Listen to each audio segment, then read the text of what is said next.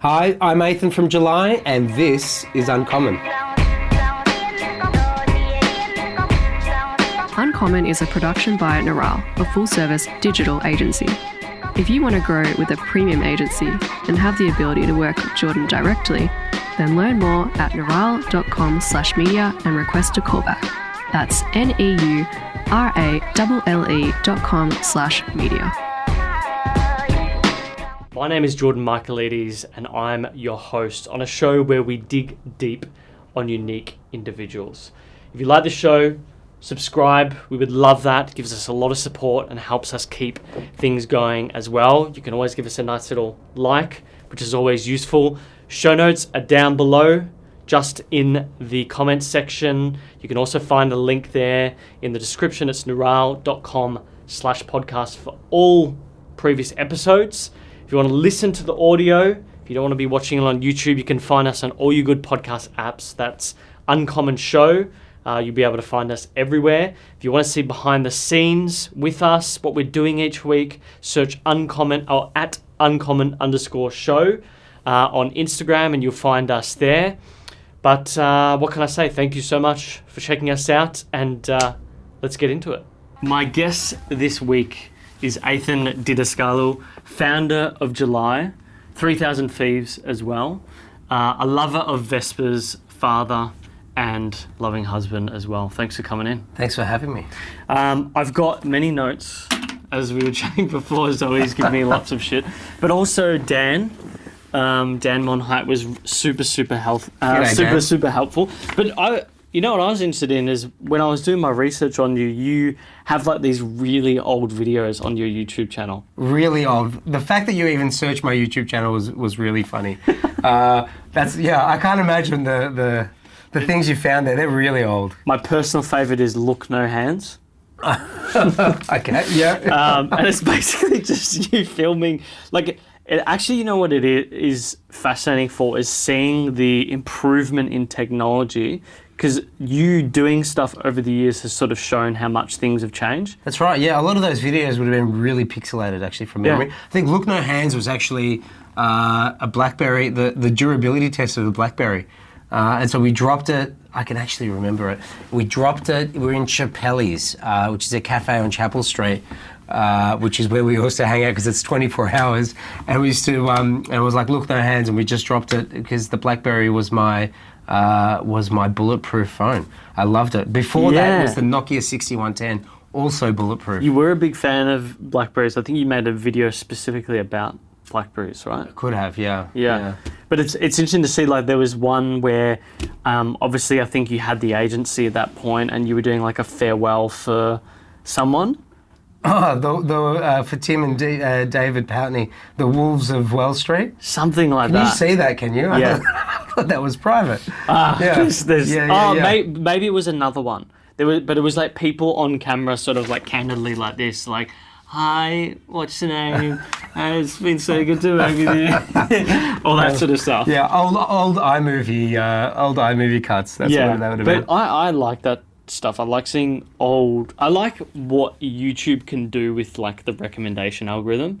Like there's a video from 10 years ago and all of a sudden you're watching it. Yeah. And it's just like, why am I watching this? Oh, right. And most of the comments are like, the YouTube algorithm brought me here. The YouTube algorithm is a beast of a thing, but it also means sometimes you're caught in that bubble as well. Like I've seen that all my videos now are like just of a certain subset. Like I'm not seeing anything else now, but I have to like force myself into watching a new thing, and then I start getting a little bit more diversity in my recommendations. Yeah, which is, I sort of miss, like, do you miss the days of like when you went to the video store and you would sort of just peruse things that you wouldn't normally look at? It's sort of, nostalgia's a nice thing, you know. Video stores were great, reading newspapers were great. Yeah. Like, all the old school things that we used to do. Lovely. Yeah, I don't know. I just find that like so much now is like recommended by these algorithms, which supposedly know you so well. But our habits can change, or interests can change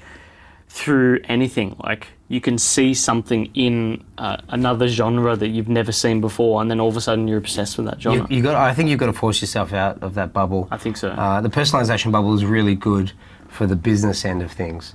it's really good to keep you in that funnel, to keep you going, and to radicalize you in whatever topic you're deep diving into. You can get as deep as you want in that bubble, but you have to force yourself out every now and again. It's why it's good reading like alternative material that you're probably not used to. Yeah, which I try to do as much as possible. It's hard, but particularly in the realm of politics, I find it really, really interesting. You mentioned Michaelides, was it before? Yeah. What was your go-to dish? At Michaelides? Yeah. Oh, mate, that was a long time ago. We're talking now the type of age where we'd go to Chapel Street in like fancy cars and try and like do the chap laps. Exactly. I didn't want to say chap laps. So it was exactly that. So we'd go to Cafe Greco and Michaelides, and then what was the other one on the corner? Anyway, there was another one on the corner. You know that one up near Country Road? Yeah. And all the tennis players go there. It's a really sort of woggy, Croatian, Italian, Greek influence sort of restaurant. That place. Shit. But I can't remember it at all. Oh, that's going to really bug me now. So, we used to go to Chasers. There was a lot of time spent in that area. I wouldn't say we went there for the food at all, but it's good to know that at least my tastes have changed over time. Well, it's funny because that place still exists. I actually walked down Chapel Street the other day, because I don't get to that side of, like that South Yarra end of Chapel Street much anymore, and it's really interesting at the moment walking there and seeing how many retail stores just up for lease. Is it empty? I don't cross the river at all. It's empty. Yeah, right. Completely empty. It's very, very strange. And I've never 10 seen years anything ago, like it. it was, I think... Pumping. It was one of the most expensive retail strips in Australia. 100%. I think Pitt Street now in Sydney has beaten it. Okay. I mean, it has because Chapel Street's dead. Yeah. But Pitt Street now is the most expensive retail strip in Australia. But it used to be Chapel Street. It used to be the one. Yeah, it's changed a lot. I can see where other things are going to come in there. This is sort of happening in a lot of Bayside suburbs. There's this plethora of retail outlets, and now they're being hauled out for restaurants and cafes and sometimes office spaces. It's already happened in the north. You can see a lot in the northern suburbs where I guess they were cafes or restaurants. They've been converted to gyms, so you can see directly into the gym or offices. I've noticed that on sort of the St George's Road end of Fitzroy, that you get a lot of offices, but you can just peer right into them. It's strange. Yeah, rent is an interesting topic, because it changes an area completely. It does. It's really funny, because I personally believe rents are yet to be fully adjusted to the e-commerce era. No. So once that kicks in, once rents start to drop back down again, you're going to start getting a lot more experiential type of retail where you can only get it in the store. You can only do things in the store. Yeah, I'm sure you can buy everything online as well, but there are some things you can only get there. Yeah. Porter in Japan does a really good job of that. They're a beautiful brand. They've been around for 25 odd years. And you can get some things from some retailers. They don't distribute everything. They keep it really selective geographically. But if you want the really, really good stuff, you have to go to their store in Japan. And are you talking about the Tokyo store? Yeah, the Tokyo store. Yeah. Because I'm pretty sure I've been there. Okay. How was it? I just find the retail experience in Tokyo is amazing. Yeah. Absolutely amazing. There's a few shops there where you can only get things there, you can only try things out there, otherwise you've just got to buy it online. Yeah. But I want to touch on retail later on. I want to come back to the Michaelides thing, and maybe just jumping back a bit to your childhood. We may have had similar childhoods growing up with that sort of Greek woggy background. I know that I used to sell my sandwiches to kids at school. Is there anything, do you have a particular memory that stands out from your childhood at all? I did similar things, right, in that sense. It's funny hearing you say that, My mum used to make me these beautiful little sandwiches, and I'd always distribute it out and at least get some fairy bread back, because I never was able to get any of that. My mum was very strict, no Nutella, no fairy bread, no Coke. Yeah, my parents are the same. No, never any sweets. But you can always bargain your way through anything like that, which was quite good. The childhood was great. My grandparents came out, they worked hard. and gave a good platform for my parents to then work hard as well. So we grew up pretty comfortable, thanks to the magic of hard work in Australia back in the 70s and 80s.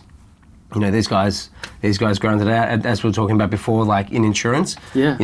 Not a very sexy category, but very much a salesman's area, and probably where I picked up most of it. And my parents were great. They were they're quite entrepreneurial themselves. Even though there are some families, it actually just comes down to like the amount of luck you've been able to have in terms of their risk tolerance. Yeah. My family worked hard, but they're also quite lucky as well.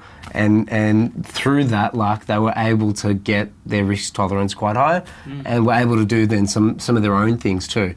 So my growing up was actually quite entrepreneurial. Yeah. Just through the family roots, like, okay, my dad has done some great stuff, does the classic Greek thing, a bit of Builds property. a house, yeah. Yeah. Did you do it in Carlton? No.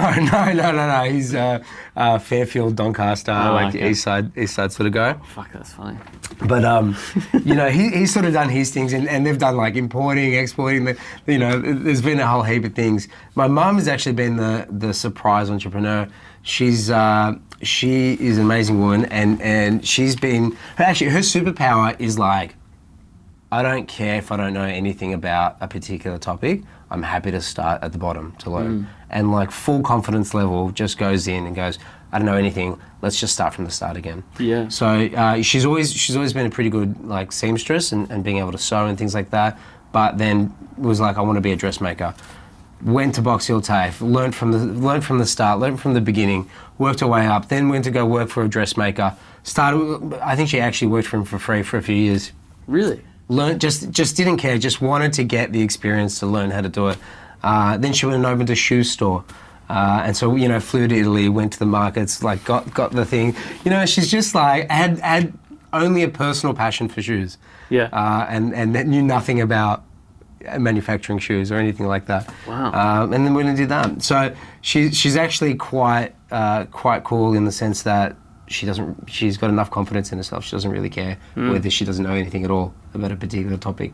So you think if you think about your childhood and in terms of lessons or principles that you hold today, it's sort of indirectly seeing what your parents did, a willingness to take risks, put in hard work because you want to get something done?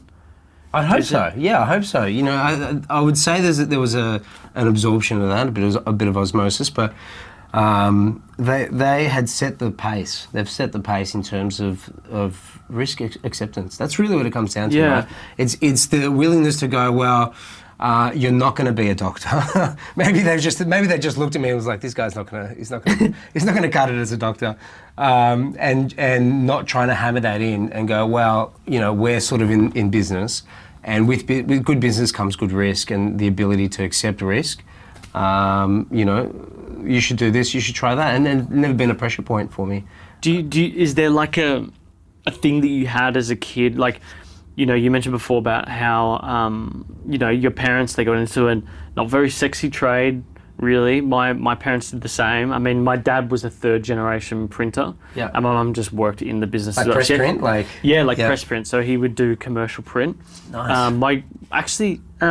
My grandpa, when he came here, started the first Greek newspaper, but they got out of the newspaper business because they had a lot of run-ins with like the Herald Weekly Times and stuff like that. Okay, that's cool though. Yeah, because they were trying to start a Sunday newspaper. It lasted like 10 editions. Is that like separate to Neos Cosmos? Is there any connection there? So Neos Cosmos, I was trying to do some digging on this. So theirs was called the Piersos, the Torch. Okay. I have a feeling that that was sold to the owner of the Neos Cosmos, the brand, the IP, and all that sort of stuff. Right. But they changed the name. Okay. He actually died recently, the owner of the Neos. He was like 84 or something like that. So, but what really interested my grandpa was he was doing the Trading Post. So he was printing the Trading Post. Okay, yeah. And he wanted to start a Sunday newspaper. That was a great read, by the way, the Trading Post back in the day. It was great. Yeah. Yeah, it was like, it's like fucking Facebook Marketplace. Yeah. And so he wanted to do a Sunday newspaper, and no one was doing a Sunday newspaper in Australia.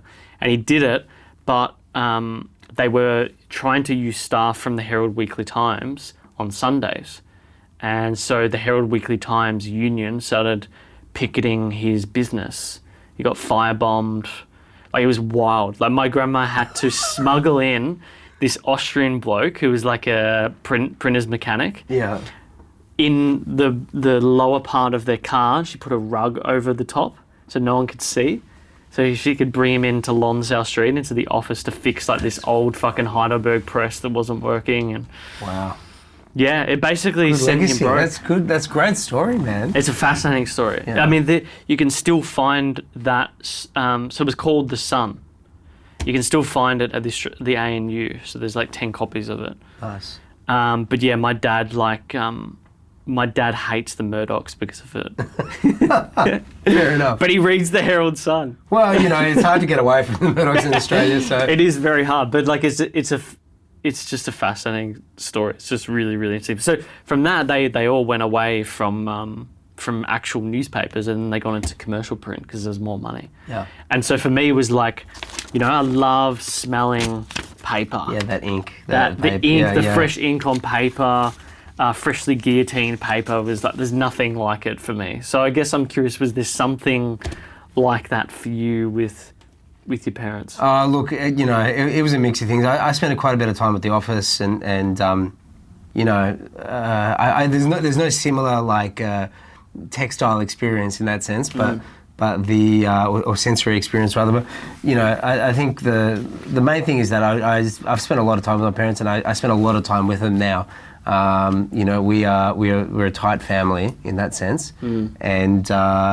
It's just the general vibe, the Marbo, the vibe, like that whole thing is very much just this, my dad, we all train together, we all go to the gym together, down at Project Better in Collingwood, Jess, promoting you there.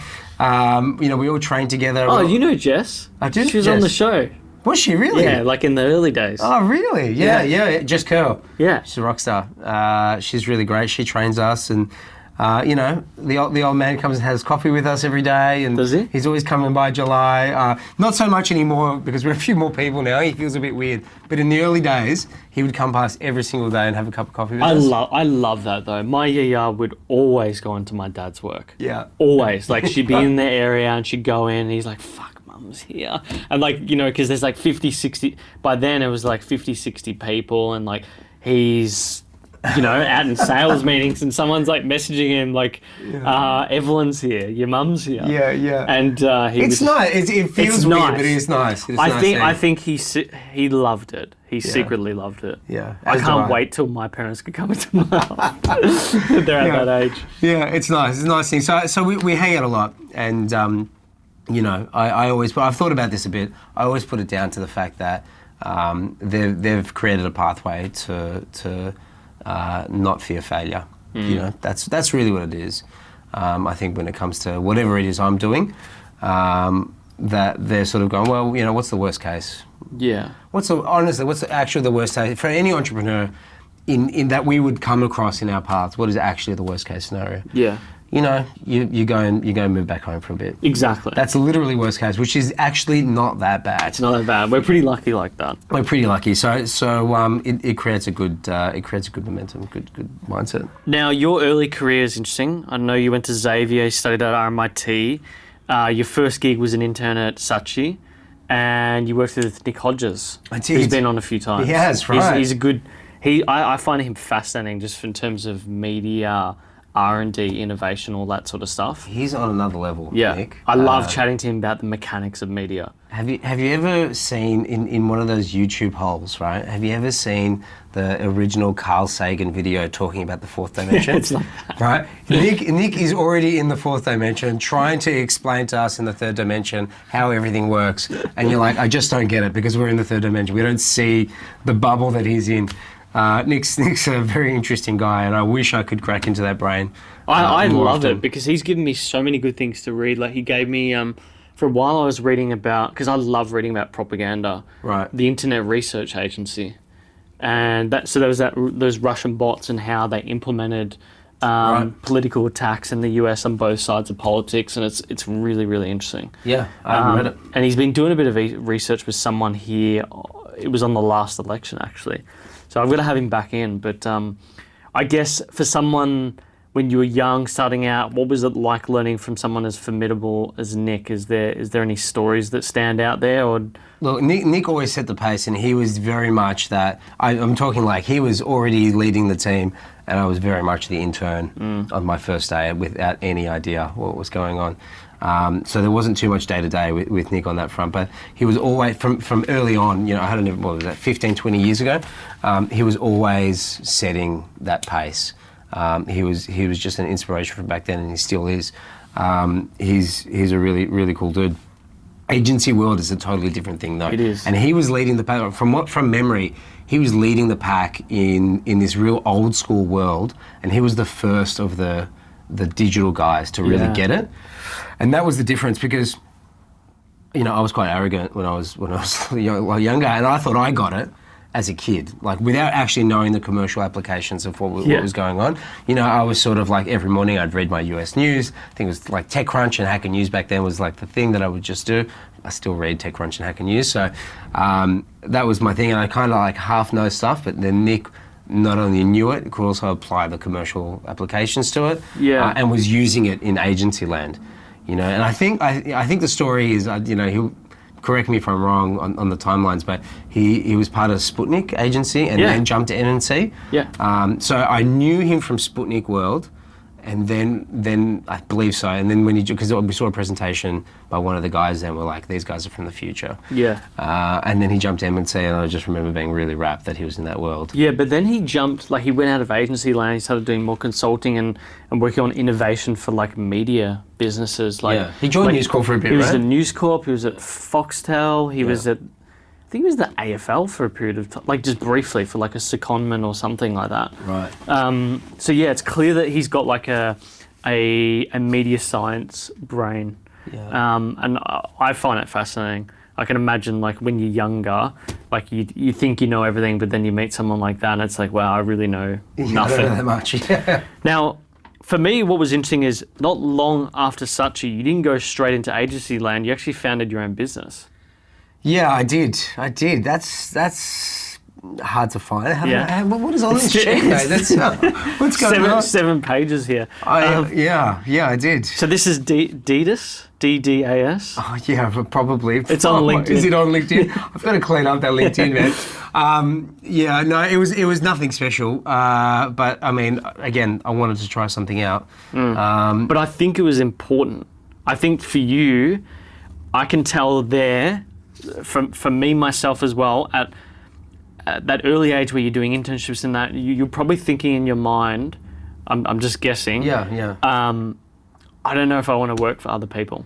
Yeah, I mean, if you're that way inclined, right, to start your own business, there's an element of arrogance and stupidity, right? It's like, I can probably do this, you know, I can probably get away with this, and that was that. So actually, you'll laugh at this, right? That entire business was based off using Tumblr as the CMS for website design.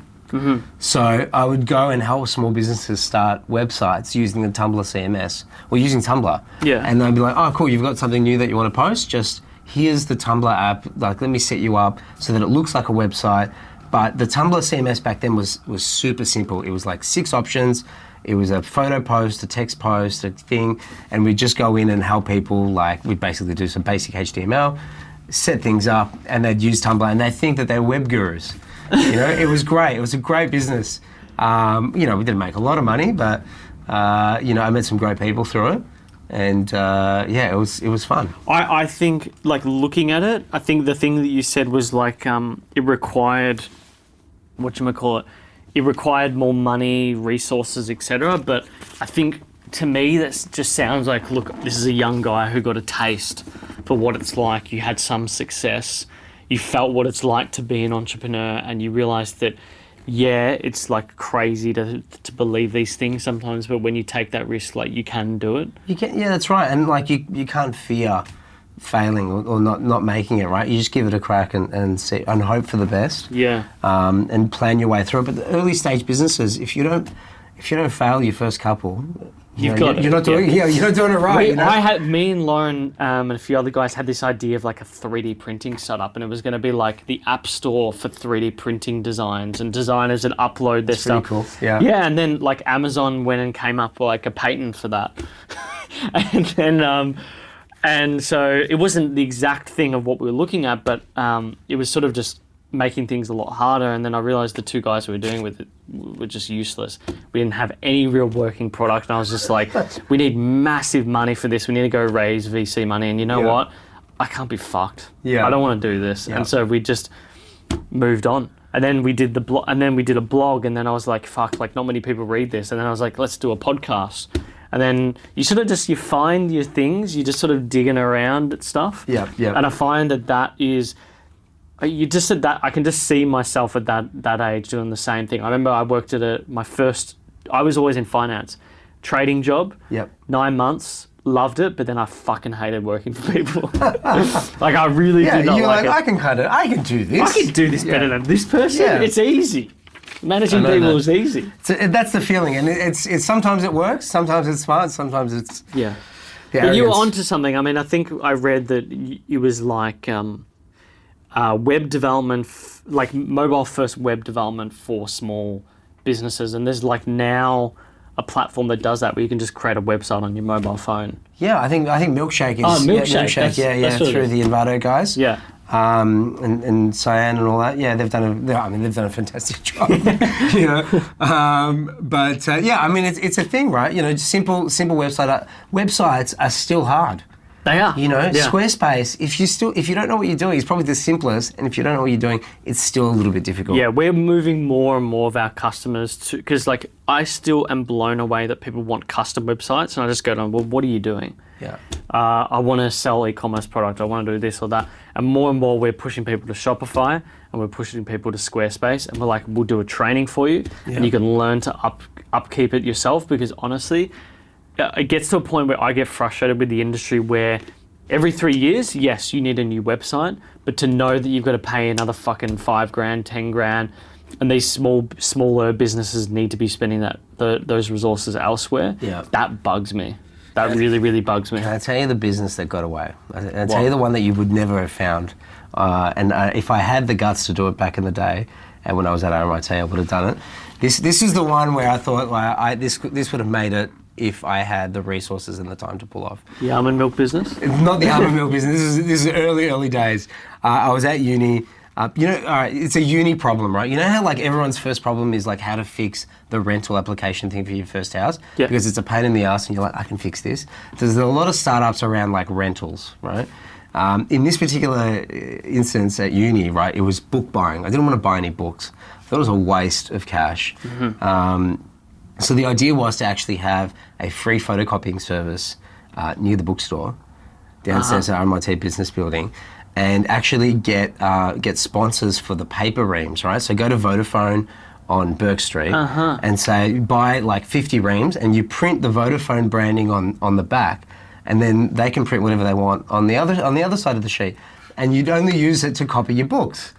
And so basically you'd be looking at Vodafone ads all year, and people were getting free photocopying, so they can photocopy their books for free, and you'd be buying ad space, or you'd be selling ad space in reams. And I was like, that's the one. But then I found out how much a photocopier costs, and it was a lot of money. But wouldn't there be copyright issues with the content of the book? It's not well, I mean, if I'm making it up and post-rationalizing it now, it's up to the person who's photocopying that has the copyright issue. Not the company who supplies the photocopier. So it's like, you do whatever you want. You just photocopy. I don't care what you do, but you sell the ream. So you make your money back on the paper, and then add some frame for the ads. That's so funny. Anyway, that was the one that got away from me. Now you had what I called this in-between period to today. Yep. So after, how do you pronounce it? DDAS? DDAS? Whatever you want to call it. A letter version of my surname, yeah. So you worked at DT. I think you founded 3TT Strategy. Yeah, 3000 Thieves as the coffee business was founded while I was working at DT. And 3TT.strategy was originally... Well, that was the strategy-based business. That was more consulting after I'd left DT. Okay. Yeah, because I was trying to work that one out. Like, where did that fall They're all into kind of things? named the same thing. Yeah. Because like I thought, okay, 3TTs had 3 different evolutions. Yeah. Well, when working at DT, I mean, I loved working at DT. I learned so much at that place. A lot of people start their own business and say, "Oh, I hate working full time for somebody else," and sure, that's true to a certain degree. But at DT, There are places like DT. it was just amazing, and a lot of great people have come from there. A lot of great people are still there. It is really a unique kind of business. It's not called DT anymore, unfortunately. It's called AKQA now, and through mergers, acquisitions of WPP and STW and all these other 3-letter acronym businesses, they're now called something else. But DT back then was ahead of its time. I really loved it. It was a really great training ground for me. I had zero EQ on working in an office and working with other people and timelines and things like that.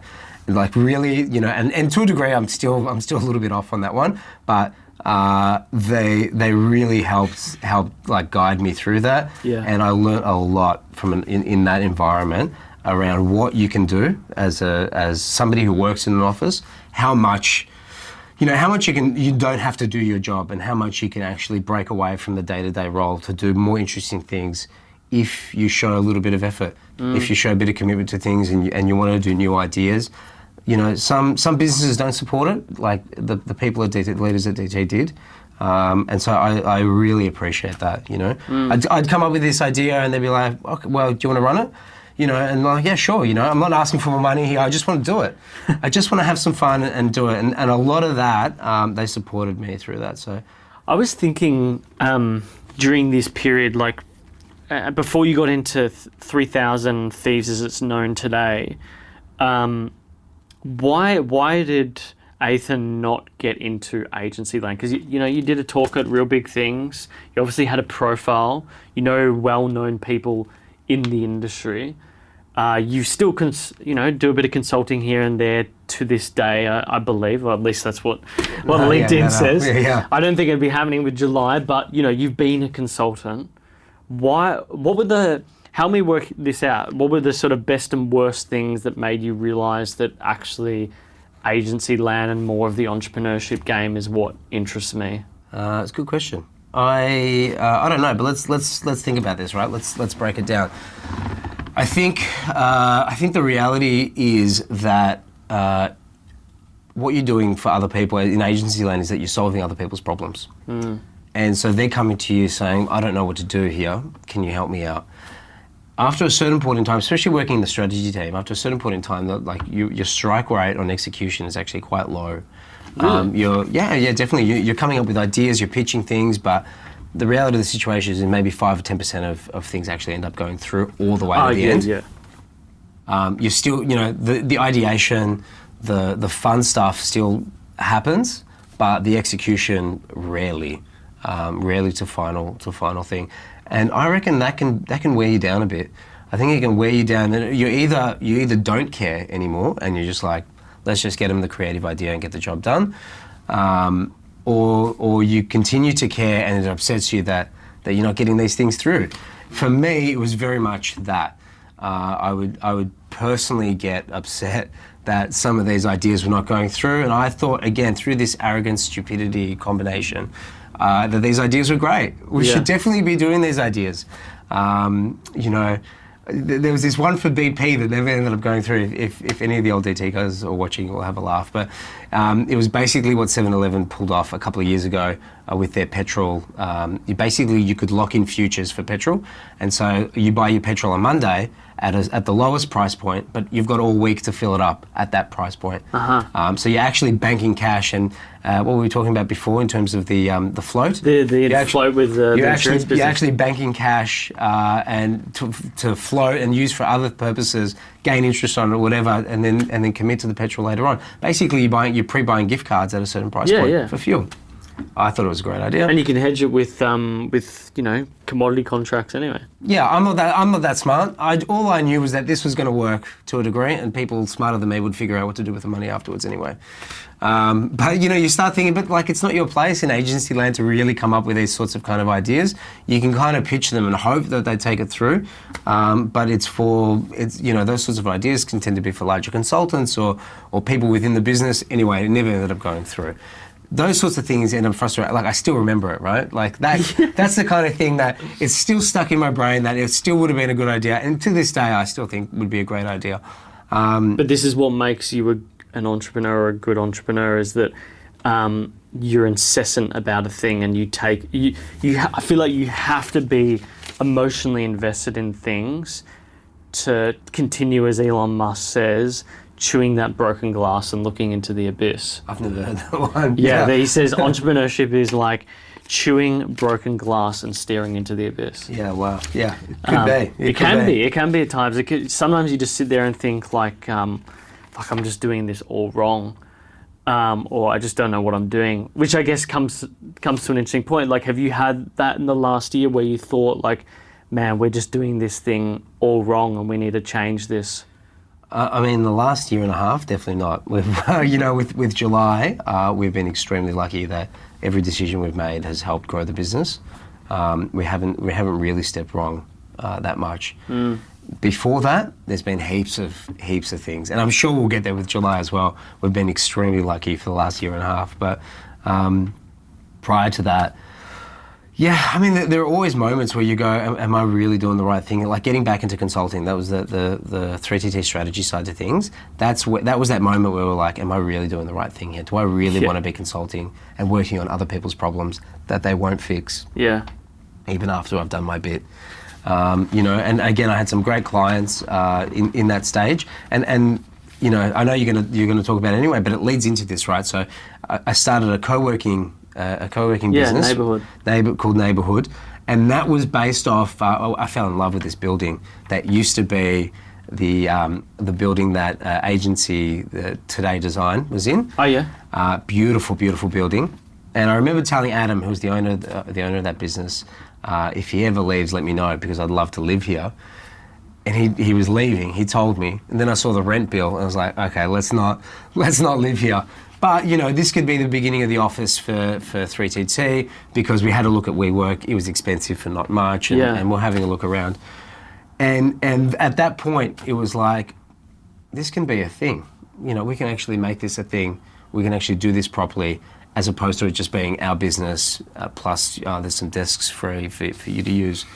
And I remember being at that point, at that crossroads, going, I don't really want to work on other people's problems. Yeah. I don't care enough right now. In this stage that I'm in, I did care, and I really did care, but I felt like maybe I've just got over it. I got over working on other people's stuff that wasn't ever going to eventuate, probably because I was too emotionally attached to the work. Yeah. And expected an outcome. It's interesting because you see it as other people's problems, and I just, like in my own research, saw it as like someone who's interested in working with businesses to maybe consumers, but that like maybe goes to the point where you were talking about that time you're in DJs and you couldn't find a case, and so maybe for you that's how you've always thought about it is I'm helping these people with these problems, but I've got these own things that I want to look at. I've definitely got my own stuff, right? I love working on problems. I love working with other people on their stuff, right? I definitely do. But if I have a sense that it's not going to actually work out, in the sense that you're not going to take anything, you're not going to change anything, then I'm very quick now to cut it, or I was anyway. And anyway, I was at that point where I was like, do I really want to keep doing this? Or this could be a thing. This neighbourhood thing could really be a thing. Yeah. And we had a lot of fun. We grew that. We filled 2 locations in a year. Jesus. Which was great speed. Like we love to move quick, right? And that was great speed. And it was great doing. But that was definitely my transition out. At that point, I was like, I think I'm out of the consulting world. And so that would probably explain, because I had here where you struck dirt in the form of coffee grounds with this business of 3,000 Thieves. I'm trying to think, like, how does he go from, like, originally, agency, then SMS on demand, same day coffee delivery anywhere in Australia? Let's talk coffee. So coffee started while I was at DT. It was actually started as an experiment. It was a way to do the fun things in strategy marketing world that we were doing without having to wait for a client to approve it.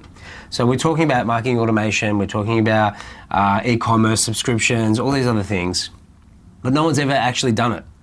No one's actually physically done it. So we're like, well, why don't we start these little businesses and see what we can do? So there's a couple of us in the strategy team that all did our different things and went down different pathways. And for me, I'd worked in coffee. I worked with a coffee roaster in the past when I was at uni. And so I loved the coffee world. And the inherent problem was that Melbourne was popping up with more and more roasters every day. We just couldn't get access to them. Wouldn't it be great if somebody just curated that subscription model, you buy the product, easy arbitrage, and then just send it off again. Yeah. And that's how it started. We did it as a monthly subscription because I got paid monthly, and that's the only time I could afford the stock. Like there wasn't that much science to it, but we had a lot of fun. I had a lot of fun doing that, and that business over the course of the year. It's actually quite funny because. Over the course of the year, it grew significantly, but it started with one guy in particular. You know how when you start businesses or you're thinking about starting things and you start talking to people about, I'm going to do this, I'm thinking about that. And everyone's like, oh yeah, cool, it sounds kind of cool. It's not until somebody actually gives you money for something and says, oh, that's a really good idea. Here's $50, I want a subscription. I think the first sale is quite hard, just for your own self personally, but for the product, the second sale I think is harder. Yeah, right. Because you got to do it again. Yeah. But after that point, then you know that you have something. I think. That's right. Well, I got lucky, and I remember Toby Gill bought his first subscription for his dad, so cheers, Toby. We always call him number one. He's still number one. And we kicked that off, and I learned so much from it. Like I learned how to. I learned all the metrics. Importantly, the metrics for subscription commerce was a really interesting world for me. That's what I was thinking about, because it's not chiefly direct-to-consumer like July is. It is an e-commerce business, but at the end of the day, the supply of product is coming from someone else. You've got to source that yourself as a retailer of sorts. That's right. It actually ended up evolving into a marketing platform for roasters. Yeah. Just because we got to a scale point where they really wanted to be part of it. Yeah. And it gave them a lot of exposure, especially for the younger guys, the newer roasters. They really, really loved being on the platform. They still do. So we grew into a marketing platform. For coffee roasters, and one where we pay them for the coffee. It's like the pitch is such a beautiful thing. Like, well, yeah, sure, you can spend $5,000 to try and be on broadsheet, but wouldn't you rather us pay you and be on this platform? So we grew quite well now. I think the company's at 2.5 ton a month, which is great for an online business. 2.5 ton. Yeah. We say we're Australia's largest online coffee retailer without actually verifying any of those numbers, but I'm pretty sure that it is. Well, my sister's godfather owns Dimatina Coffee, and I know that is a lot of for an online business. Yeah. That's a lot of coffee. Yeah. Like they're wholesale, so they're just going to sell shit. Dimatina's done quite well. Pardon? Dimatina's They've done very well. Yeah. They've sort of been the first to expand into Asia. Like they've got a cafe in Bali, and I think they've got one now. I did see Dimatina in Bali actually. Yeah. I freaked out. It's a great cafe. Love Paul. He's a classic, Paul Dimatina. How did you then I'm going to ask you the story about meeting Rich at the cafe, but I want to know how did you hand over the reins at 3TT? So I'll take it a step back, right? And why I left DT to grow 3000 Thieves. What ends up happening is you get into this, you start reading Hacker News, you start reading all these like indie hacker sort of stuff, and you're like, I need a side hustle. I need all these side hustle things. And you get into this world of like, if I'm not side hustling, I'm not a proper entrepreneur. Yeah. I've got to be making money off like 10 different things. And I think it comes in waves, right? Because you do that and eventually, if you're good at anything else or you're lucky enough, one of those things works. and it's going to eat up all of your time. And I did a fuck up night series on this specifically. Okay. It was that eventually your side hustle is there to grow. So you have to make a judgment call at some point. Is this the thing I'm going to stick with, or am I just leaving it? That was fun.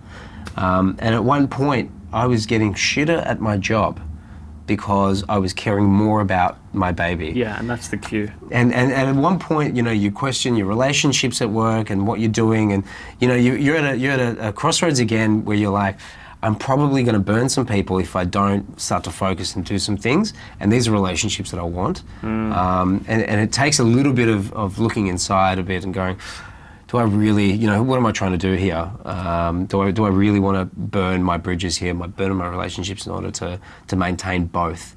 So you really have to make a judgment call. And at that point I did for 3TT. I could see it growing. I could see the numbers, and I'm like, this could be a thing. I would really love to spend the time doing it. So I would say I prematurely quit my work at DT so that could continue without me holding back because of my time constraints, and then focus on 3TT. Same thing with what was happening with 3TT, and then other projects. At one stage, 3TT was growing and it was doing its thing, and then I was then, well, it's kind of running itself now a little bit. Wouldn't it be great if I did this? And I went back to consulting and started Neighbourhood and started all these other bits and pieces. And what ends up happening is that the business suffers because of it. Yeah. And so I started to realise that again, I was at that crossroads where I couldn't do both. And at a certain point, I was having chats already with Richard about doing something. Richard for July. Yeah. And so I had to make a call. I think I made the right call in this instance, where I sold the majority share to a good friend of mine, who is just taking the business phenomenally, like growing it as it should have been with the right guy behind the scenes. Yeah, he's really grown it, and since that point, I've always in the last three things I've done, I've come to the realization of who I am as an entrepreneur and the role that I play in that early stage of the business, and the partner that I need to be able to get growth and success early. I know I need to work with extremely smart people, like on the spectrum smart numbers guys. I need to work with these sorts of people, because these are the guys that make businesses run really, really well. You can create brands, and you can create momentum and excitement and get it to a certain point, but if the back end is run really poorly, you're not getting the efficiencies, you're not getting the growth, the profit growth that you should be getting. And so working with really, really smart people it's an obvious thing, right? Work with smart people, but just, being comfortable not knowing certain things and being comfortable going, you're definitely better at this, you should definitely do this, has made all the difference. So I did that with Neighbourhood and with Steve. Steve was phenomenal at all that stuff, and he continues to run that business really, really well. Right. And it was the basis for our relationship with Richard. It's interesting because I'm surprised you didn't maintain some sort of minor share in those businesses. You just decided to exit. I do. Yeah, you do yeah, still? I do. Yeah. Oh, so you sold a majority. Okay. Sold majority shares. Okay, interesting. I still own a little bit. Yeah. Okay. So we're getting into July now, chatting about Richard before. Right. I love how Zoe, to me, is just asking about how he met Richard. So I heard about that you guys met at A Coffee. A Coffee, and this is how it led to July. But I want to come back to what I think was the original thing that stood out for you, which I didn't even know was a problem until like Zoe's wedding's coming up in May or whatever it was. So I've got an old fucking Qantas carry-on bag. Right. And I need a new bag. She's like, you should definitely go to July. And I'm looking at it, and I didn't even realize how much of an issue it was when you spoke about the fact that you went to DJs, it's just all crap. And then even if you want to find someone who's decent, let's say like a Muji, which is what my partner did, they're like crazy expensive in comparison. Like July is it's a well priced product, but it is very affordable. If you think because most carry-ons you get like 10 years out of them, right? You would say, yeah. Yeah. So I feel like that was really interesting to me, just thinking more about it. But I was just like, well, you're obviously quite passionate about what you're doing. The luggage business hasn't changed since like the 70s. But you've got to still be intrigued enough about the luggage market to go and do it. Yeah. How are you feeling about this long term? Like, do you see this as something that could be the next big e-commerce product? Is that why you get so excited about it? Or is it just the fact that you're able to change something that was a pain for you? I mean, don't underestimate how fun it is to make a product. It is extremely fun to be able to sit in design and just go, this is what I would do. And it could be any kind of product to a degree. As long as you're interested in the category, you would have a lot of fun doing it. If somebody said to you, Jordan, I need you to design me a couch. You're not a couch designer. I don't know, right? I don't know what I haven't done as much research on your past, but I would guess that you're not. But you would have a bit of fun with it, and you'd be like, you know what I would do? I'd put a USB port here. Yeah. Maybe I'd make this texture here. Maybe like a spot for my feet. And you'd have a lot of fun with it. And designing product is a lot of fun. It helps that the travel category is such a lovely one as well. It is a category that's aspirational. It's something that everybody wants to do more of. It's beautiful, right? And then it comes down to the luggage side of things, where we all have our issues with luggage. We've had bad ones, we've had good ones. Some people don't care at all. Some people just get the ugliest thing that they can find. Some people care a lot and will invest in it because they're traveling every day with it. It's a topic that people care a lot about, to a certain thing, because it's in the right category and it's the right kind of product. And if you find yourself lucky enough to be able to design a product in that particular category, life's great.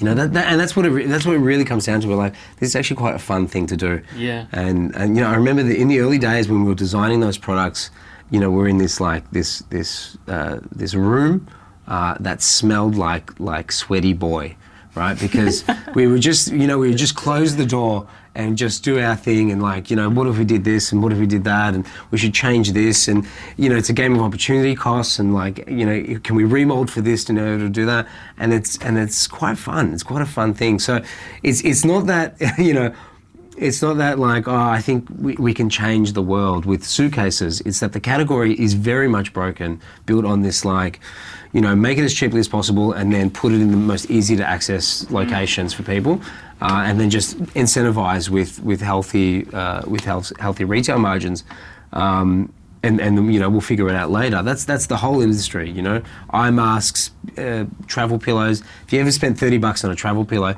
they cost like $1 to make. It's ridiculous how much margin is in those things, because they know that you're tired at the airport and you just want it. Yeah. Or your lock broke, so you have to buy a lock. So you are thinking about other things in the travel area?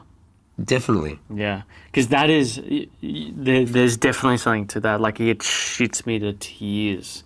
When we're in Tokyo and you're looking at these, even at the airport is the worst as well, because the airport is where they really scalp you. Yeah, because they know you're desperate, Yeah. Yeah. I remember Lauren bought this plastic thing that you put your toiletries in Tokyo, and it was Nintendo branded because it was the only one there, but it was fucking $20 or $15 Aussie. Yeah. And then I went round to another shop which is round the corner, because I was like, I'm not paying that much. Typical tight ass walk. Yeah. And I found one for $4. It's pretty good. And she was furious. She was absolutely furious. But that is the state of things. And I've always been a big fan of the eye mask. I've always bought the Tim Ferriss-y type sort of it's not silk, but they're sort of really soft and they don't heat up your face, and there's just so much that can be done there.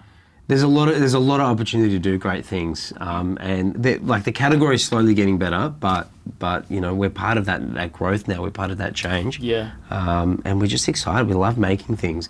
Richard's past was making furniture, and getting furniture sort of designed and manufactured. And you know, I just like problem solving. Yeah. So it's a great combination of guys just coming together trying to solve things. And now we've got a proper team to actually who knows what they're doing, you know, which is great because you know we had a good stab at it, but you know, these guys actually know what they're doing with it, and the results are great. What has Richard, or Rich as he's commonly known, taught you? Look, I tell you the one thing he's taught me, the most important thing, right? Because everyone thinks they can make stuff and just go to China and you know, Vietnam and just get the job done. But relationships with suppliers is probably the most important thing you could ever learn in a manufacturing e-commerce business. You know, if you watch enough, and if they profile you well enough on YouTube, you get those Shopify gurus in the ads, right, up front, who are like, let me show you how to sell this wolf mug, and you don't have to touch it, you just drop ship from this and that. You know, they never work, by the way, so just don't bother doing it. Reliance Education, steer clear of that shit. I get ads for that all the time. I can't wait to make a video about what a fucking fraud that guy is. If they're making money doing that, they're not making videos telling you how to do it. Yeah. I've always said that. If a self-help guru is making money from what they've done, they're not going to tell you. Exactly. So you need to make things, right? That's if you're going to go e-com, you need to make things. You're either making it locally, which is like really bespoke. It will be quite expensive because of the margins here. Or you're offshoring, or you're going somewhere else to get it manufactured. If you don't have the relationship with the manufacturers, you will not get the best price. You will not get the newest things that are coming out. You won't get the trust, and they won't back you when push comes to shove and there's other suppliers coming in and you need production slots or you need anything else. They won't trust you. They'll just use the other guys. So having the relationship is probably the most important thing. So what we did early on is actually bank ourselves with a couple of manufacturers and say, we're with you. If you trust us, we trust you, and we're not going to shop around. We're not going to keep bouncing around and you know, trying to get better prices and things like that. We're with you all the way. Help us achieve our goal. Yeah. And we've seen that relationship now. The fruits of that relationship really come now. You know, like back then, they sort of gone, well, these guys are a couple of guys that, you know, let's see what happens. They don't have, the orders low, they don't really have any. Now they're seeing the results. Now they're seeing the results and our orders are bigger and it's like, well, we're with you all the way, you know. You trusted us back then, we trust you now, let's do this together. And it's something you don't get too often. It helps that we are manufacturing in China. Richard is Chinese, but also understands manufacturers. Yeah. It's not enough to just be the same, from the same locale, you know, to speak the language. You really need to know their motivations and how to really build that relationship to something fruitful. You know, they'll have something new, they'll have a new material. Who are they going to give it to first? They have to give it to somebody first. Somebody with a better relationship is going to end up getting it. Yeah. It's interesting thinking about July and how you took that original e-commerce approach and then decided we're going to, like, you really meshed 3TT with Brosa. In a way, if you think about it, like that experience of your experience on the client side with his experience on the manufacturing side and molding it together, which is really interesting. It's made you guys customer centric, but also very good at manufacturing and supply chain. You know, you've spoken in previous interviews, you invested in tooling, which is where the first dollars went, and just shows like why in this business you need massive amounts of capital. That's right. Because like a business like Apple or Tesla, you own the entire supply chain, which then allows you to do cooler things down the track. Like I saw a comparison the other day and it was like the Tesla Roadster to a Lamborghini Aventador, and just like all the stats and then the price tag. And it's just like, why the fuck would you buy the Lamborghini? Yeah, and then they're not even that cool anymore. Yeah, like, but it's that sort of stuff that owning that I think that for a lot of retail consumer businesses, that is the future. But it just takes a lot of capital to get in there. Yeah, and it's scary, right? Because if you're a wholesaler, if you're a manufacturer and a wholesaler, what you're doing is, I just need to sell containers of stuff. I need to convince retailers to buy containers of things. So you're mitigating your risk. If you're a retailer, you're like, well, okay, we'll buy one container now, let's see how it goes. You mitigate your risk in that way.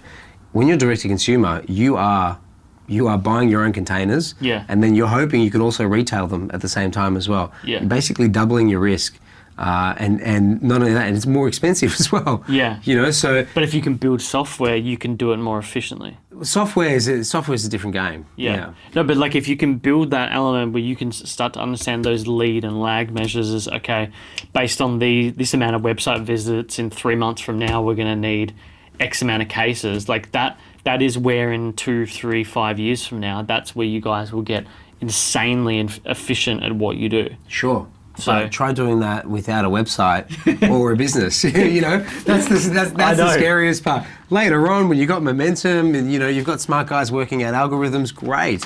You know, but without any traffic, without a business existing yet, that for me is the scariest part. Yeah. The first container and trying to retail that. You said in like the Daily Talk Show that an American Roadster sort of company, they're going for that portfolio play. You guys own the entire stack, so to speak, which means that you can compete on margin and experience.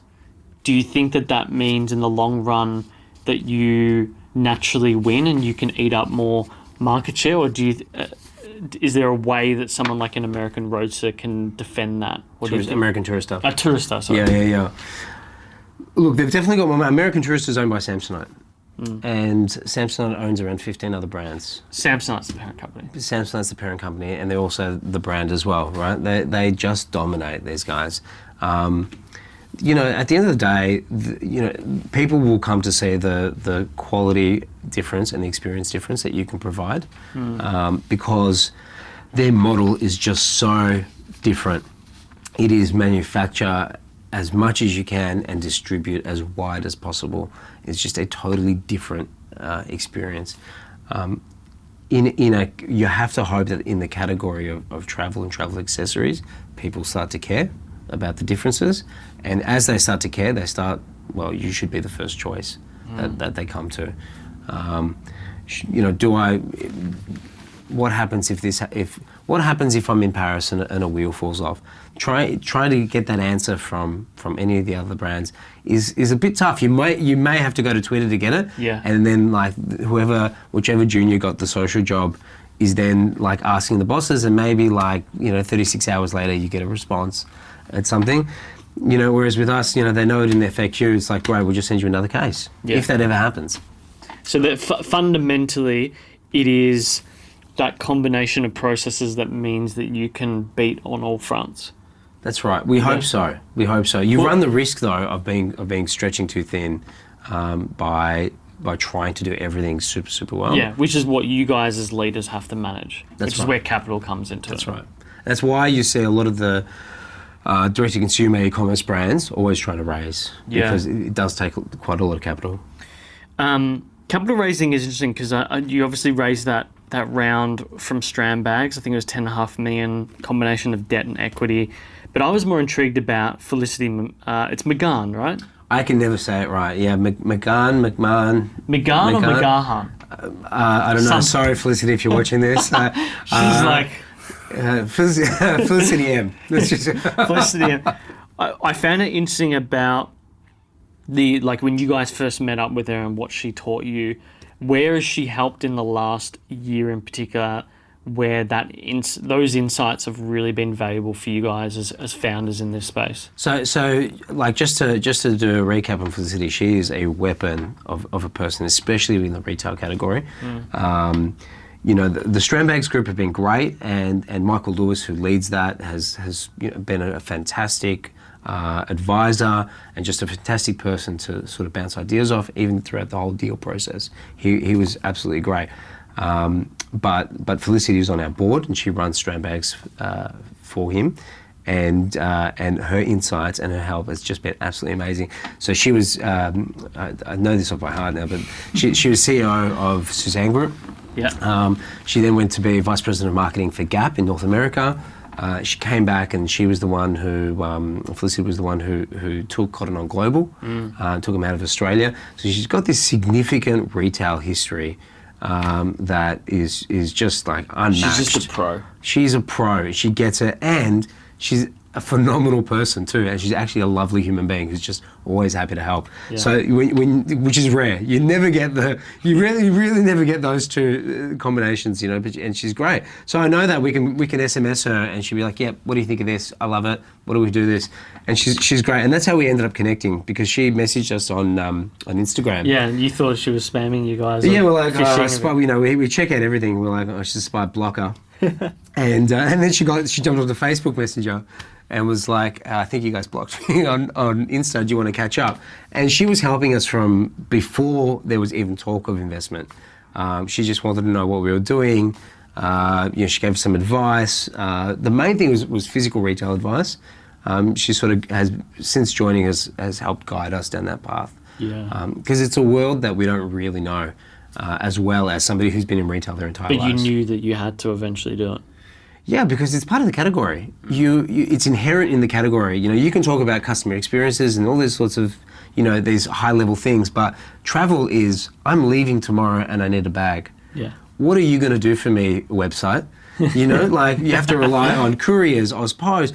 It's just not going to happen. Yeah. So the reality of the situation for the category is that some people need it right away. What can you do?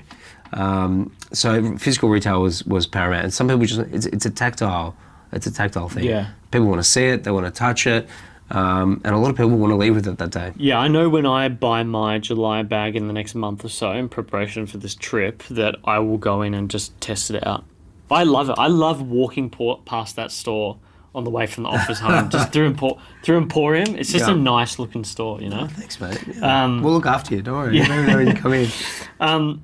You mentioned on the Daily Talk Show about, obviously, that you guys have no intention to sell as an acquisition, at least for now, right?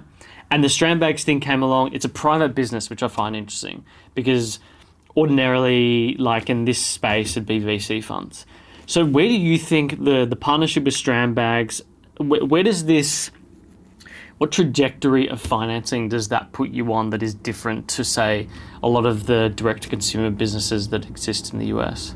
Does it give you more breathing room? It definitely does. I can't say that I've been deep in VC world. I know Richard has, and has given me a lot of insight into that world. And there's a lot of push for like hyper growth, so that you definitely have an exit.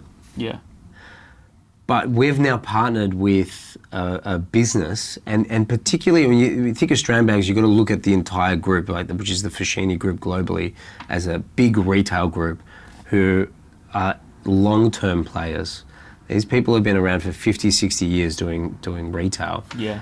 There is no rush to try and call up Samsonite looking for an acquisition deal. That's definitely not the goal. But the main difference is that, especially from American D2C brands, is that they're geared towards growth no matter the cost. Yeah. Whereas we've definitely been part of a narrative that is around profitability early, that we are sustainable and that we grow sustainably at a very early stage, which is what we're doing. That we got the funding, we didn't just go and hire 100 people. Yeah, you've taken a measured approach. Super measured. Like we are still working very, very hard. But we're not sitting there just growing fanatically at any cost. In a really good, I mean, I don't know the numbers off by heart, but if you look at the Casper filings for their IPO, really good example of like a US. I mean, you see a lot of actually US startups now going for IPO, and the numbers just don't stack up. You know? No, they never stack up because the financing never it never catches up to the P&L. So the cash flow statement and balance sheet are totally different, and they're applying massive pressure on your P&L because it's like with Uber. It's like it is in a way like a capitalized Ponzi system. For hopefully one future state though to get profitability. Amazon's probably the key example that made it through. But the problem is anyone can do that. Anyone can start a business that is like this product if they've got VC money and if they're switched on. Like they can execute that. Yep. But again, it comes down to the execution. And if you've got all these sort of pressures, that's why I'm really, really intrigued by what you guys are doing, because I like family businesses. I like businesses that exist for decades and decades, and because they're rare now, right? they are. Yeah. I mean, we were talking about Away earlier in the kitchen, and they've had. There's another one. Who is that? It was Horizon WeWork. Studios? No, Oh. WeWork. Right. There's all these dramas that have with these massive businesses that are on massive trajectories because they're moving too fast. Things can't keep up. Things aren't done right. Things are missed. Yeah, look, the Casper one for me is like, because it's just fresh at the moment, right? The WeWork one's a classic one, but it's not product-based per se. The Casper one's interesting because, in theory, in a really isolated view, the unit economics of selling a mattress makes sense. They bought it for $400, they sold it for $1,000. But when you start to add everything else in, and the acquisition costs of getting that customer, they were losing $160 per mattress. Jesus. But they're growing. They're a great brand. Everyone would, if you look at top 10 D2C brands, they'll definitely be on the top of the list. They definitely, they had that hyper growth. American companies and American VCs respect that growth more than profitability. Yeah. From a private sector, from a sort of family office rather perspective, and especially with traditional retailers, they prefer to see profitability first. And those a business like Casper, they should be if they've got a good enough product, they should be able to increase the price of the product and have people still shop that product, even if it's a couple hundred, to cover that loss. Well, or stop your customer acquisition tactics. Yeah, maybe that's just another turn thing. that It's off all and just see what happens. It's all just. I don't understand. I guess because they're outbidding each other. That's again. It's all cheap money. It's cheaper to run paid ads than to build proprietary customer acquisition models. So when it's easy to just run ads on Facebook. It is. Yeah. But when you start out, you have no incentive in the early days to really build a following and community and people who are engaged with those tactile things, which is where for you guys, that retail experience would have been really important. It helps. It definitely helps, and it's definitely a subset of audience who just absolutely love the physical retail side of things because they know they can rush in and rush out and get what they need. It's just a different way of running business. That's all it is. And for us, we are geared towards early profitability, being scalable at a point where we can manage it, and taking over the world without having to worry about significant losses because our VCs are hounding us. I don't think we'll raise for a while now. These partners have been fantastic, and not only have they helped us from a cash side of things, but also cash flow. Yeah. And allowing us the ability to grow with our product range without having to sink cash into that. Yeah, and that's probably a benefit to them as well. They want to be able to be.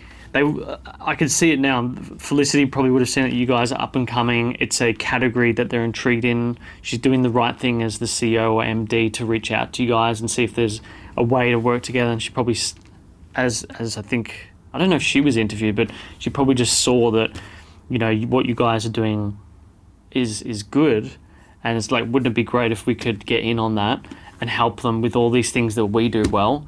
And in return, we all do well in the process. They have 300, that's exactly it. They have 300 physical stores, right, Australian bags alone. Before that, Cotton On did whatever, Suzanne Group, we're talking, Gap in the US. She knows retail. Felicity knows retail so well.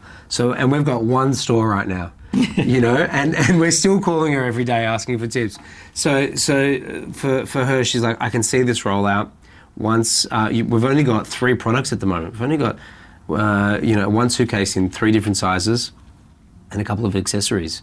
So she can see the rollout plan and what the retail landscape will look like for us. Yeah, and I know you guys want to expand to Sydney, Singapore, Seoul, got Shanghai here. All the S's.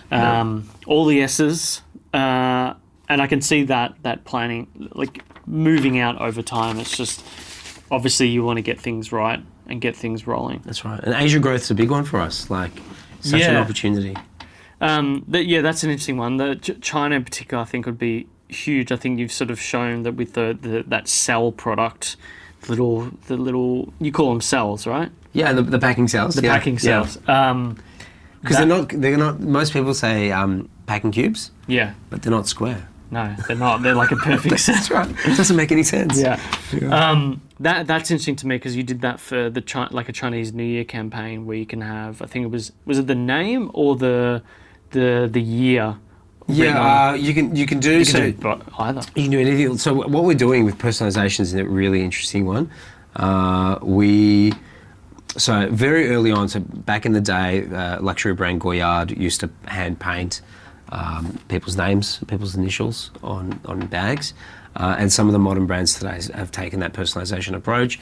Even TDE is a great example of a business built around personalisation.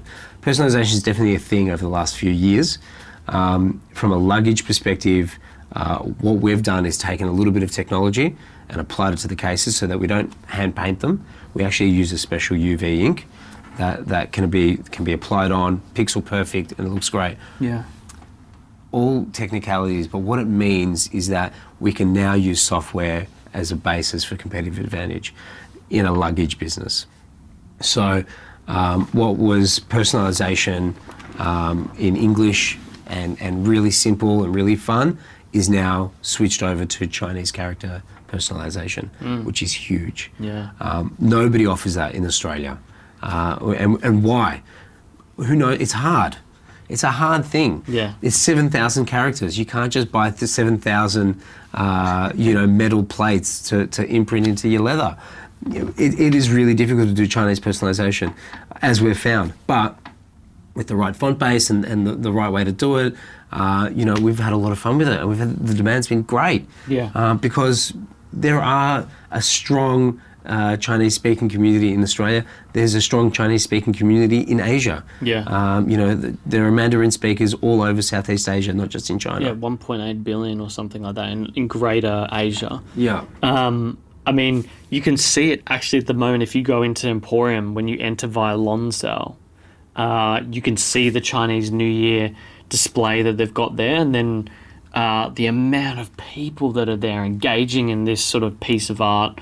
I don't even know what it is, but it's sort of like talking about your zodiac, so to speak. Right. And then right there is you guys, and you can just see that there is massive opportunity there. There is, Aussie businesses typically, they typically see themselves super isolated and not part of Asia, which is really silly. It's like the biggest growth is US or go to London, and conquer the UK. But we are geographically positioned for Asia, and you need to see yourself as an Asian business. And so we definitely see ourselves as that. We definitely see the opportunity in growing there. My wife is from Singapore, so I spend a bit of time there, and I'm half accustomed to Asian traditions and what they care about and the differences between them. And they're similar. At the end of the day, people just they love putting their names on things. It's not that hard, right? Yeah. So, like true personalisation, when you talk about the opportunity of personalisation, it can't be theirs if it's not in their language. Yeah. So we've done it since the beginning of time. Yeah. I think you're definitely right. I feel like I could keep going forever, and I want to get into some rapid fire questions soon. But I know you're doing a talk for Pause Fest coming up on brand. And you've spoken about brand in the past and its importance. I know that as that Buffett value investor mindset, how important brand is. Brand is the thing that allows Seas Candy to continue increasing the prices of its chocolate. For you, how does brand translate into everyday things? Like, is it the little things like service? We talk about things like philothymon in Greece, like the element of service. Is it sending a bag in an Uber to someone? That's the classic example. It is, isn't it? Yeah. Is it the non-scalable things that matter to an individual? Is that how you define it as day-to-day stuff? Yeah, I mean, I think it was Peter Thiel that was talking about do the things that don't scale to a point, and he's right. He's definitely right. I'm halfway through writing that presentation for Pause. I haven't finished it yet. Sorry, George, if you're watching. The main thing with brand is that when you're first designing it and you're first talking about it, about what it is, you are so high level. You're talking personas, you're talking words, associations, other brands, people that you want to be associated with, and values you want to be associated with. If you ask people what this brand means to them, or tell me a good brand, and they'll say, I don't even know. Tell me about Coca-Cola. Yeah. Why? Well, because it makes the sound, or it tastes nice. Yeah, and because they did something, and I really liked the ad, and it kind of made me laugh a little bit. And there's all these like really small human moments that actually matter to people more so than anything you do at that initial brand stage. Yeah. Right. And so you need that to get there, but you can't be stuck there, right? So the idea around a good brand is that if you actually ask people what good brands are, a lot of it is actually to do with customer service and solving problems for them. Yeah. So all we try and do is empower the service side of things to try and get that over the line. We haven't fully rolled it out yet, but we're getting there, where every person in the customer experience team has $50 a week to make somebody happy. That's awesome. Which is actually an idea that I remember seeing ages ago from a hotel group who would do that with their wait staff. They would give them like money, and they had to spend that money during the week in order to make people happy. Customers had, just people around the thing, let me get this cab's on me. Really, really small, tangible things that people absolutely fall in love with. So all we're doing is just taking that idea and digitizing it a bit. Yeah. So there's that. I mean, to a point where Richard and I still hit the Zendesk tickets. Like we love jumping in there because to a certain degree we've got a little bit more flexibility with what we can do. Yeah. Which is not right, but it's the reality of like just give them this, give them some packing sales, make them happy, and those little moments are what make people happy. Yeah. And so that's where your brand's actually built on. You can start here. You've got a great little foundation. Your colours are right. The logo looks great. Your Instagram looks good, fantastic, right? But it's the little moments that really matter. And so not only from a service, but from a digital marketing perspective as well, the photographers and the artists and the stylists who you work with matter more than the final output itself as well, because you're working with people who are opinionated, that people care about their creativity, people care about who they are, and working with them to do little things.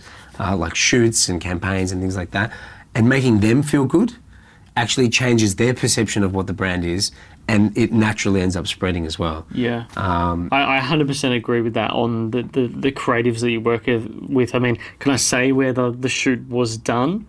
Sure. It was in Footscray, and I was just blown away. Like, it looks like the model is in like China. It looks exactly like that. You knew it was in Footscray because of Zoe, of course. I'm like, I'm sitting here going, how does he know there was in Footscray? I couldn't. I was like, what? What? Did you just go to China back in the space of like a few days? It freaked me out a second. I was like, there's no way he could have known. It was Zoe, of course. No, so I was like, where did you do the shoot? Have you been away overseas? And she can't hide the fact that she hasn't been overseas. Yeah, of course. But like, that matters because like, you managed to... Because ordinarily, what would have happened is a brand would go, let's do a shoot down Burke Street.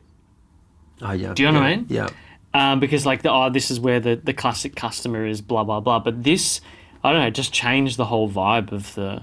It was good. That was Marbo. Yeah, exactly. And Nicole did a great job at sourcing locations, and he's of Asian descent. Yeah. And he gets it. You have to work with the right people who just get it. And it's those little moments that help change brands. Yeah. I think. All right, rapid fire questions for you. I'm ready. Your wife, she's the CEO of Rationale. She's the real workhorse here, man. I just cooked dinner. What has she taught you?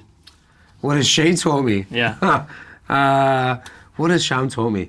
Sham's taught me that you can lead great teams by having a super high EQ more than anything else. She's one of the most emotionally led leaders and just high EQ.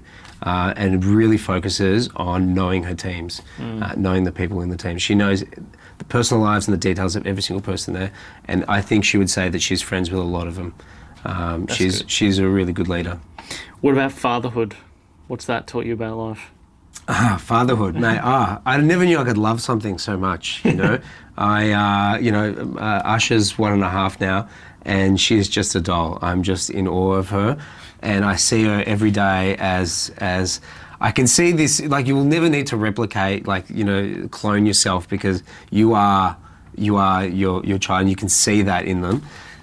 What did that taught me? It's actually taught me a bit of humility more than anything else. Yeah. It's reevaluating your priorities and understanding how fragile life is. How's your sleep? Hey, sleeps like a baby. She's great. She's great. I'm great. We love it. All right. Morning routine. What does that look like?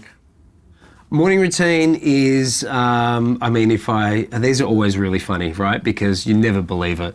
You know, everyone always says, I get up at 4 a.m. and I meditate and, you know, do all this, and then anyway, I hit the gym in the morning. Okay. What time is that? The Project Better, 6 a.m. Yeah. I was doing 5, but that was tough. Jesus. 6 a.m, come home, by that stage, Usher's awake, and she's in a great mood, and I make breakfast for everybody. So my wife, my daughter and I, we all sit down and have breakfast together, and then everybody disperses off and does their own thing. Mm-hmm. Baby doesn't do the own thing. Either starts a new my mum will come and help look after her, exactly, or the nanny, and hit the office. If it's on a special day, once a week when we do our weekly catch-ups, we have bagel mornings. So I'll go to Mile End, get a bag of bagels, some salmon and some cream cheese, and we run that off.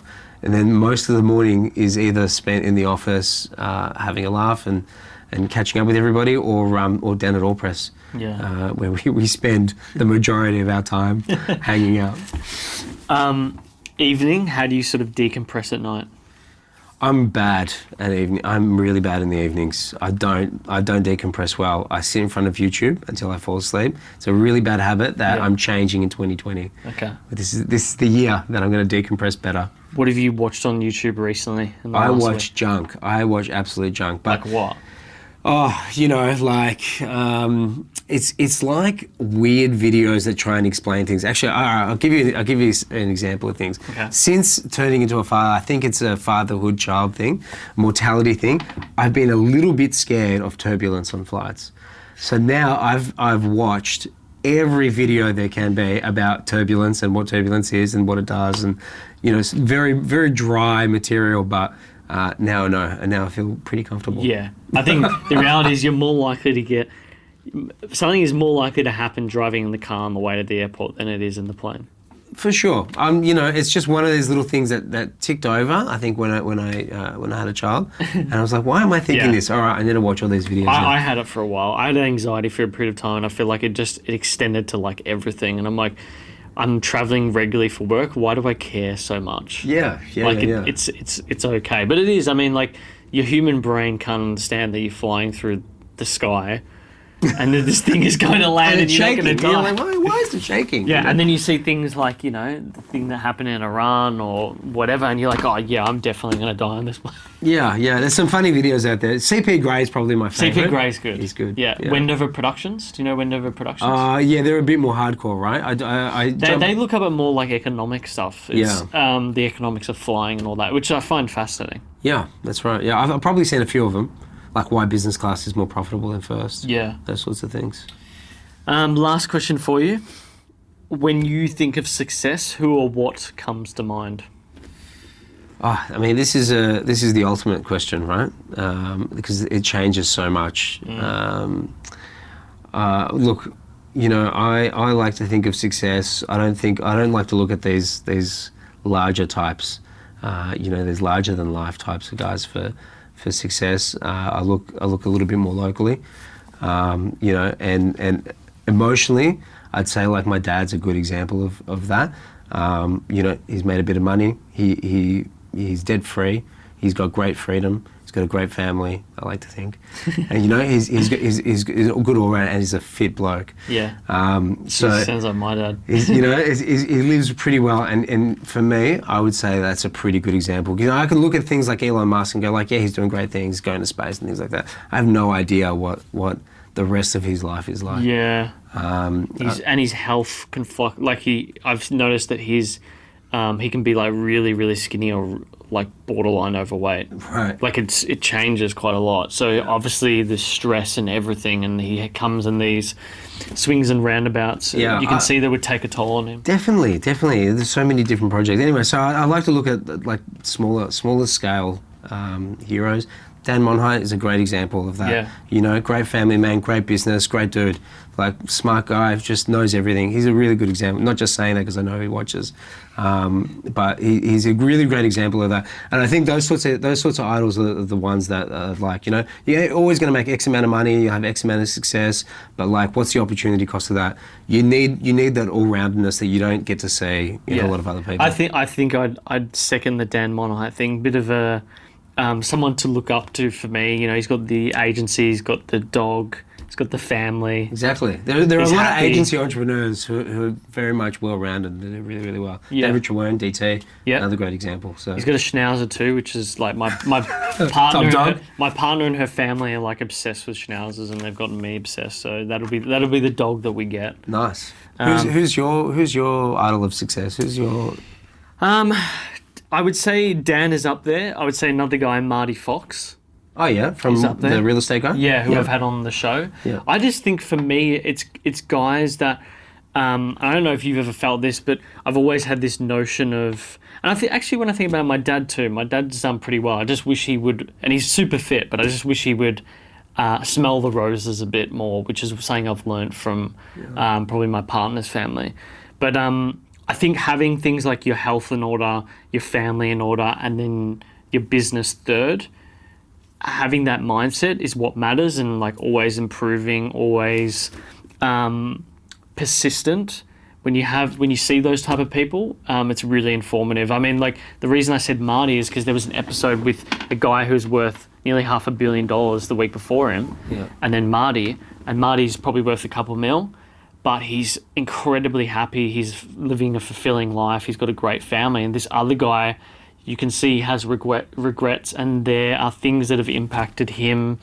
You know, when you get to that level where people just want shit from you. Yeah, right. So I find those contrasts interesting, and that's why I settle on people like Marty a lot of the time, because I want to be healthy and all that sort of stuff. Yeah, for sure. He's a good player. I've just recently become aware of Marty.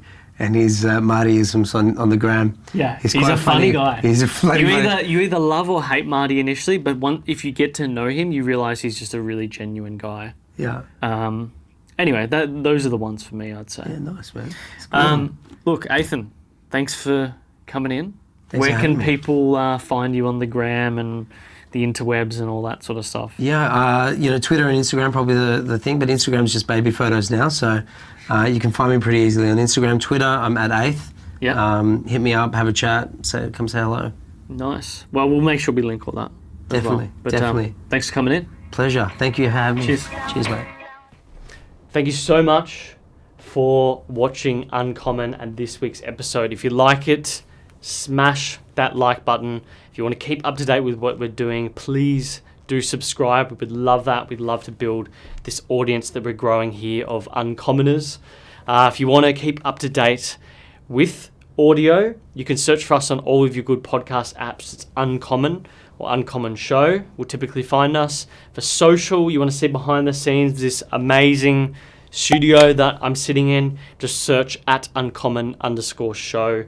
And everything will be there, including our weekly promos. But look, thanks so much for stopping by. Until next time, thanks for watching.